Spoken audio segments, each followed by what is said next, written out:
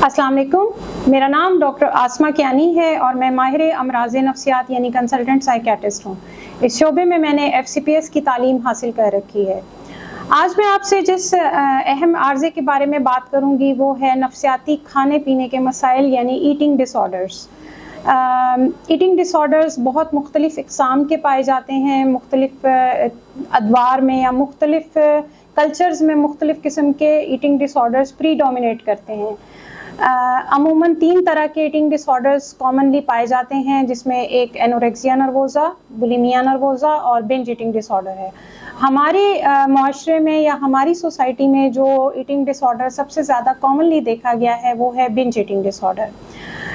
Binge eating disorder दरअसल अचानक बहुत ज़्यादा मिक़दार में खाना खाने के डिसऑर्डर को कहते हैं, जिसमें मरीज़ किसी कैफियत में महसूस करता है कि उसे बहुत ज़्यादा भूख लगी है और वो बहुत ही ज़्यादा मिक़दार में खुराक का इस्तेमाल करता है, जैसे कि ब्रेड के 2-3 पैकेट्स खा लेना, पूरा केक खा लेना, 5 से 6 प्लेट्स राइस की खा लेना या इंतहाई ज़्यादा मिक़दार का खाना एकदम से खा लेना।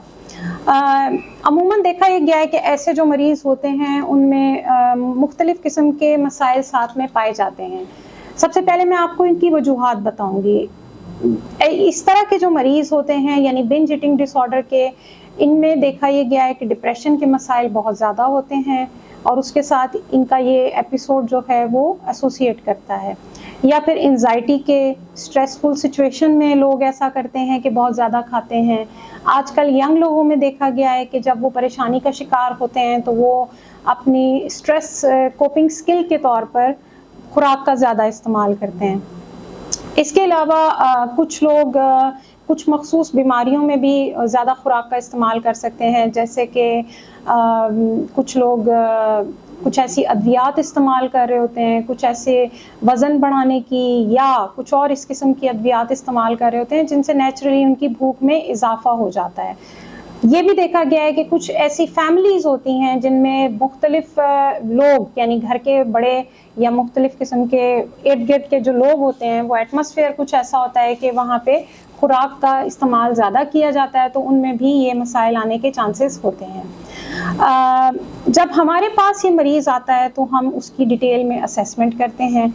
असेसमेंट में हम सबसे पहले उसका वज़न देखते हैं, उसकी हाइट देखते हैं। उसकी हाइट और वज़न के हिसाब से जो उसका BMI होता है, यानी उसका जो एक प्रॉपर हमारा एक पैरामीटर होता है जिसमें हम ये अंदाज़ा लगाते हैं कि उसका वज़न उसकी हाइट की मुनासबत से ज़्यादा तो नहीं है, ये चीज़ हम देखते हैं। इसके अलावा हम उसकी मेंटल हेल्थ को असेस करते हैं, यानी हम ये देखते हैं कि मरीज़ को डिप्रेशन तो नहीं है, एंजाइटी तो नहीं है, या वो किसी OCD का शिकार तो नहीं है, उसको ऐसी कोई सोचें तो बार बार नहीं आ रही कि वो ये खाना खाए और बहुत एक्सेसिव मिक़दार में खाए।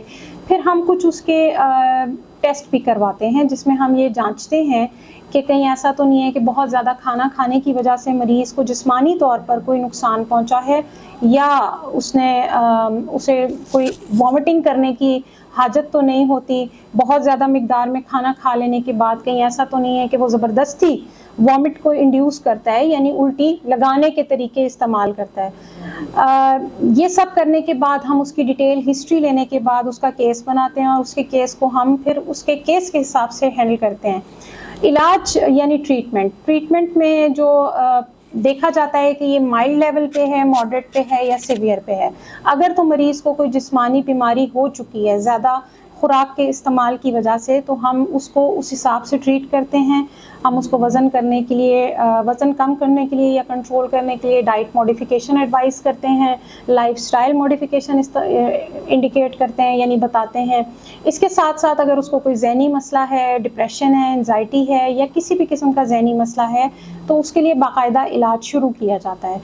अगर माइल्ड लेवल पे ये चीज़ है तो फिर साइकोलॉजिकल ट्रीटमेंट जो है वो पहले हम ऑप्ट करते हैं, और अगर ये संगीन लेवल पे है या मॉडरेट लेवल पे है और इसके नुकसानात मरीज़ को डेली लाइफ में उठाने पड़ रहे हैं, या उसकी जिस्मानी सेहत इससे मुतासिर हो रही है, और या फिर उसकी ये अर्जिस कंट्रोल नहीं हो पा रही साइकोलॉजिकल ट्रीटमेंट से, तो फिर हम उसके लिए मेडिसिन्स का इस्तेमाल करते हैं। इसमें कुछ मुख्तलिफ़ किस्म की मेडिसिन्स इस्तेमाल की जाती हैं जिनसे उसकी भूख को भी कंट्रोल किया जाता है اور اس کے ساتھ ساتھ اس کی ڈپریشن، انزائٹی یا جو بھی بیس لائن اس کی مینٹل ڈس آرڈر ہے اس کو ہم ایڈریس کرتے ہیں.